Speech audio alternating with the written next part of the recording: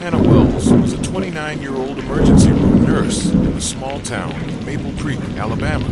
She was known for her compassion, calm under pressure, and contagious optimism.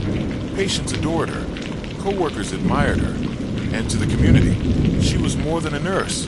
She was a friend, a helper, and a healer. Hannah had recently started over, renting a cozy house on the outskirts of town after ending a long-term relationship.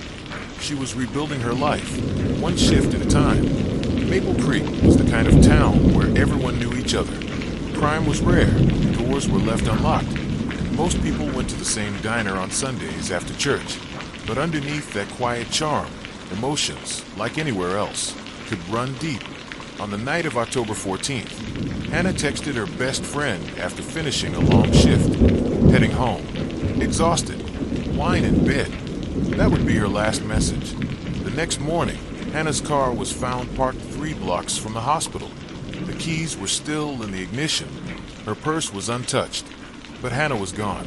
Her sudden disappearance rocked the entire town. Prayer circles formed. Flyers were posted. Search parties were organized. But as days passed without answers, fear took over. Detectives treated the case as a possible abduction. A suspicious figure, a drifter who'd been spotted loitering behind a gas station near the hospital, became the first suspect. Rumors of a violent stranger began to spread. Locals whispered about a predator in their midst, but surveillance footage quickly ruled that out. There was no evidence of struggle, and no sign of the alleged drifter anywhere near Hannah's route that night. Instead, footage showed Hannah talking to someone near her car before disappearing into the shadows. She didn't seem scared. She knew whoever it was. Investigators began combing through Hannah's personal life, and that's where things took a turn. Her phone records revealed late-night calls and suggestive messages with Derek Mallory, a married paramedic she worked with. When questioned, Derek admitted to an affair, claiming it ended mutually weeks ago. But detectives discovered threatening texts from Derek's wife, Melanie, warning Hannah to stay away from her family. "You've made a mistake, and I don't forgive." Melanie became the new focus of the investigation until she produced a solid alibi. She had been at a church retreat out of town, with dozens of women confirming her presence. Once again, the case stalled. 3 weeks after Hannah's disappearance, police executed a search warrant at the Mallory residence, hoping for any digital evidence. That's when they entered the bedroom of 15-year-old Lily Mallory, the daughter of Derek and Melanie. There, tucked in a drawer beneath a pile of sweaters, they found a diary. Inside were pages filled with bitterness, jealousy, and growing obsession. One entry stood out. "She's ruining our family. Mom cries every night. Dad barely looks at me anymore. I saw her. I followed her. I know where she parks. Tonight it ends." The entry was dated October 14th. Surveillance footage from a gas station near the hospital was reviewed, this time with attention to detail. There, investigators spotted a hooded figure walking alone just minutes before Hannah vanished. The figure matched Lily's build. Her school backpack was visible for just a split second. Under questioning, Lily broke down. She admitted she had gone to confront Hannah. In her words, she only wanted to scare her away from her family. But when Hannah tried to walk away, things escalated. Lily picked up a tire iron from Hannah's car trunk and struck her once. Panic followed.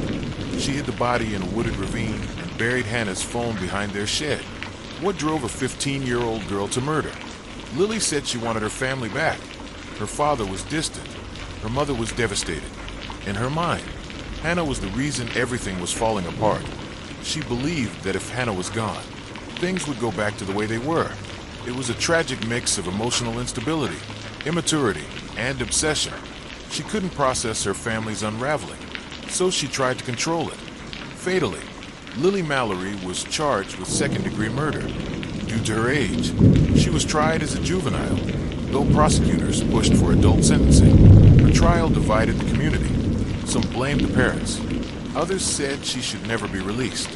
The courtroom was packed, not just with reporters, but with neighbors who couldn't believe what had happened in their quiet town. She was sentenced to remain in juvenile detention until the age of 21, with the possibility of transfer to an adult facility depending on her psychological evaluations. Maple Creek changed after Hannah Wells' death. The hospital where she worked created a memorial garden in her name. Her mother, still grieving, started a foundation in her honor to support young women experiencing emotional trauma. And the town learned a painful truth. Not all monsters come from outside. Sometimes they grow quietly inside the homes we trust. Hannah Wells didn't die at the hands of a stranger in the night. She died because of secrets, betrayal, and the heartbreaking innocence of a girl who confused love with destruction. In the end, the most dangerous goodbyes are the ones that come in silence.